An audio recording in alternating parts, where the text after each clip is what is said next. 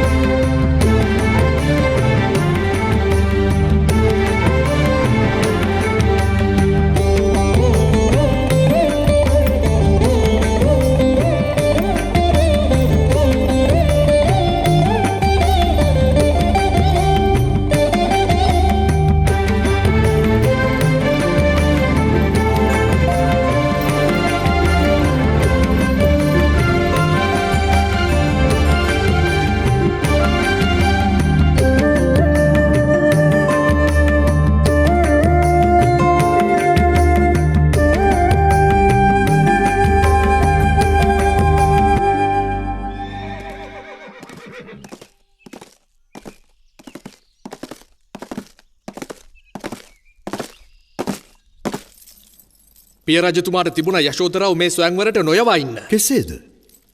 සුද්ධෝදන ඇරයුම් කර තිබුණේ ශාක්‍ය කුලයේ සූර්ය වංශයේ ගෞතම ගෝත්‍රයේ වැඩිවියට පත් සියලුම යුවතියන්ට. සුද්ධෝදන ඔබගේ මවගේ සොහොයුරා. ශාක්‍ය ජනපදයේ මහරජු. ඉතින් කෙසේද මා ප්‍රතික්ෂේප කරන්නේ? මානං කිසිසේත් කැමති නෑ යශෝදරා සිද්ධාර්ථව සරණ කරගන්නවට. කෝලිය දේශයේ ඔටුන්න හිමි කුමාරයා හැටියට දෙව්දත් මීට වඩා ගැඹුරින් මේ ප්‍රශ්නය ගැන සිතිය යුතුයි. ඒ කියන්නේ? රෝහිණී නදියේ එහා ඉවුරේ ශාක්‍යයන්.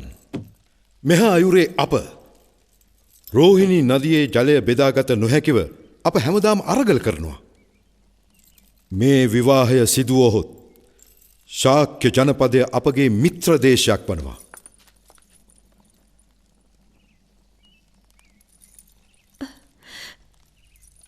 පියාණනි, මා නිසා ඔබ දෙදෙන ගැටුම් ඇති කරගත යුතු නැහැ.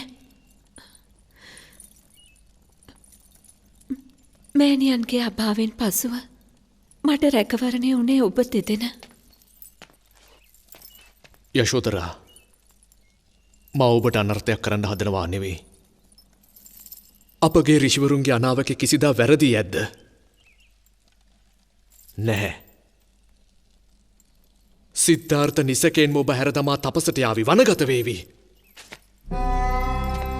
වනයේදී සතා සිව්පාවුන්ට ගොදුරු වී ඔහු මලොත් ඔබ වැන්දබුවක් වේවි.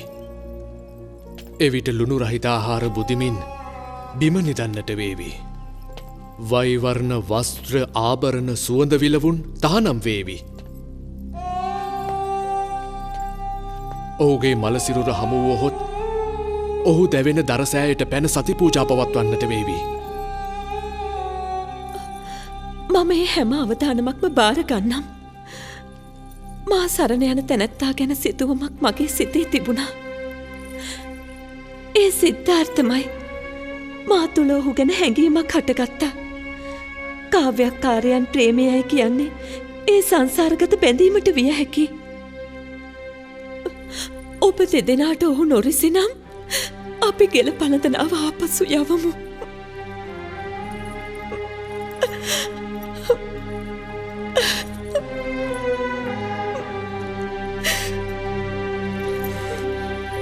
යශෝ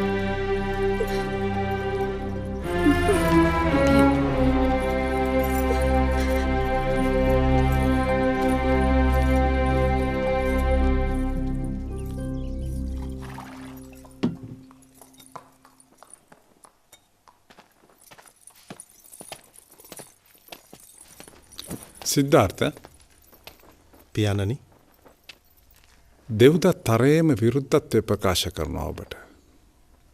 ඔහු කිසිසේත්ම කැමති නෑ යශෝදරා ඔබට සරණ කර දෙන්නට.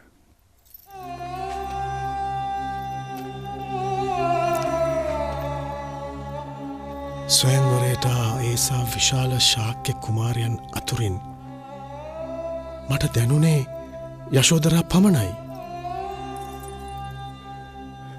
ඇයි දෙව්දත් මේ විවාහයට එරෙහි වන්නේ? දෙව්දත්ලගේ උමනාව රණශූරයෙක් පවුලට බඳවා ගන්න. දොස් කියන්නත් බැහැ. හැම රජ කෙනෙකුගේම ඌමනාව තමුන්ගේ රාජ්‍යයේ දේශසීමා පුළුල් කර ගැනීම. දෙව්දත්ට යහපත් මිනිසුන් අවශ්‍ය නෑ. නැගනිය සරණ කරන දීමට ඔහු සොයන එකම සුදුසුකම අසිපත් හරඹය. කාය ශක්තිය. එකාතකින් ශිල්ප දැක්වීමත් ශත්‍රිය චාරිත්‍රයක්. දැන් දෙව්දත් මේ ඊට අවස්ථාව සරසාදී තිබෙනවා.